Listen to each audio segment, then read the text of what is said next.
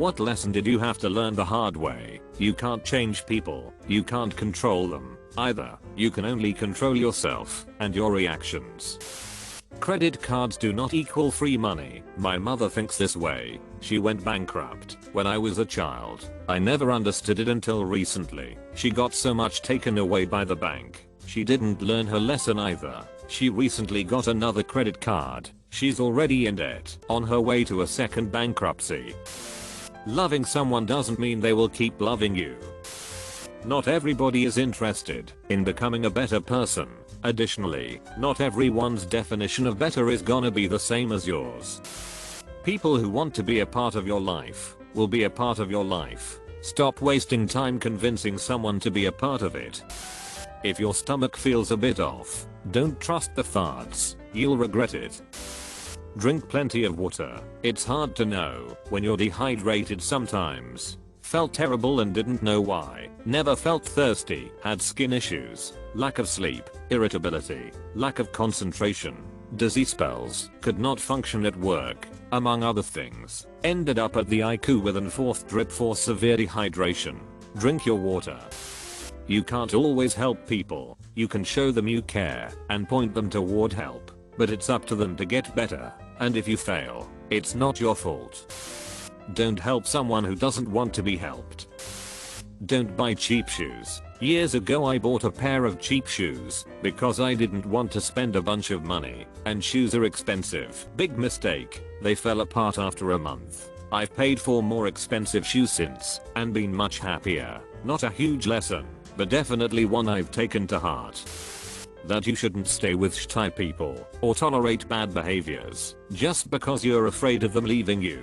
It's tough, but it's never worth holding on to someone who treats you badly or hurts you. The longer you stay with someone who is toxic to you, the higher chance you have of becoming poisoned yourself. Hurt people. Even if you are completely harmless to others and yourself, your mental and emotional health can deteriorate heavily. Letting someone so intimate with you continue to disrespect your feelings, ignore boundaries, not listen or want to communicate and fix issues. Staying in this situation will decrease your self-esteem gradually, since you subconsciously know you're letting them get away with all this. As your self-esteem goes, you learn to accept the abuse, since you think it's what you deserve. And also, a lot of these people can be charming, or fun, or make you feel good at some points in time, tricking your brain. When you're so used to being treated like when you experience that high and get treated well by that person, it's amplified heavily. You stick around desperately trying to get crumbs of affection from this person, bending over backwards to please them, and do whatever it takes for their approval. After it's all over and they find someone else anyway, you resent them heavily for investing so much into them.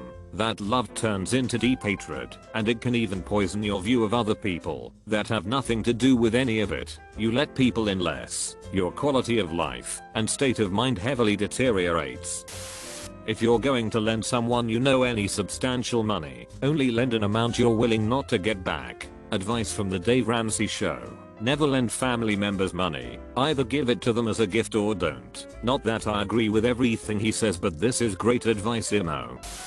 People want friends who respect set boundaries. I lost a lot of friends in my late teen years because I didn't respect the boundaries they set in our friendship, and many of them were good folk. Also, seek help for your mental health and don't let it fester. I've had severe depression for most of my life, and I always put it off as the seasonal changes and work schedule until I attempted suicide about a year ago. I've since received professional help and have been in a state better than I have been in nearly a decade.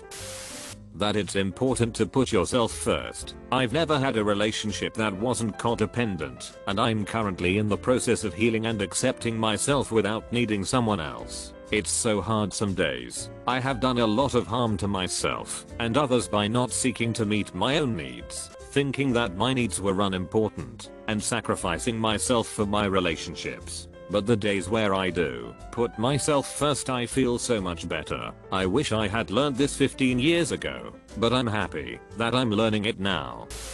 When the doctor tells you to lose a couple of pounds because you're pre-diabetic, lose those pounds. Screw my diabetes. Just because you are in love doesn't mean it's gonna work. Rose tinted glasses and all that stuff. After some time, You realize that you didn't fit together at all. You were in love with the idea of that person. The idea you both created and not the person they were.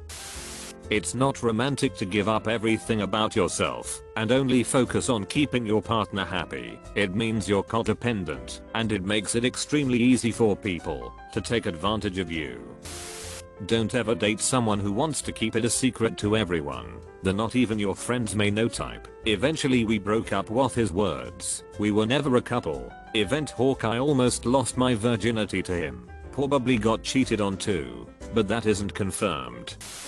Drinking alcohol is very bad for your health. It's also unbelievably bad for your mental health. It's not just borrowing happiness from tomorrow. You get conditioned to only accept happiness from alcohol. You become numb to things that should make you happy. The B of it is you become extremely sensitive to things that make you unhappy. It's a negative sum game. If you are a consistent 2+ nights in a month binge drinker, 4 or more drinks in a night, then I would recommend abstaining for 3 months while you pursue something you've been putting off. Gym, sport, hobby, dating, whatever, and also do some therapy. See how you feel at the end of 3 months. Don't trust friends too much. You cannot safely know whether or not they are real friends and mean well. Keep some important stuff about your life to yourself. Don't give people the ammunition to take advantage of you. Took me 35 years to learn this one.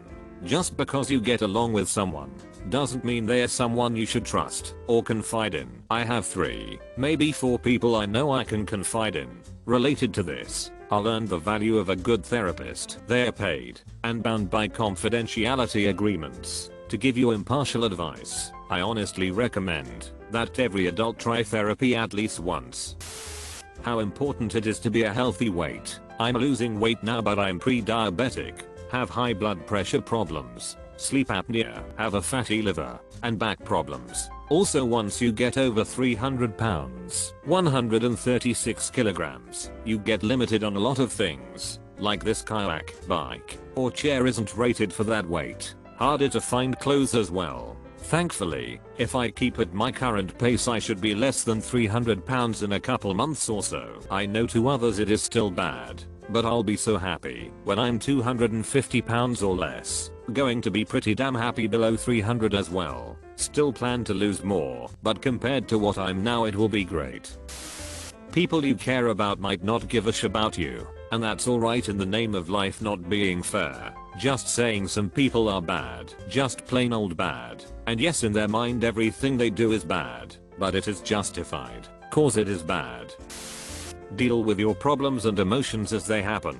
Don't bottle it in and deal with it later, cause that festers and causes long-term trauma on the body and mind. For everyone that has replied, first thank you for opening up. Trauma is a constant uphill battle for anyone period, and yes it sucks to deal with when you've been ignoring it most of your life. But here's the truth, it's your life. You control who to trust and who you want in your life, blood related or not. For men, as men we are told don't cry, suck it up, tough it out. I call BS. Men who say that stuff are only weaker and want you to feel like them because they never could, so be stronger than them. To feel your emotions is to be human, cause isn't that what we are?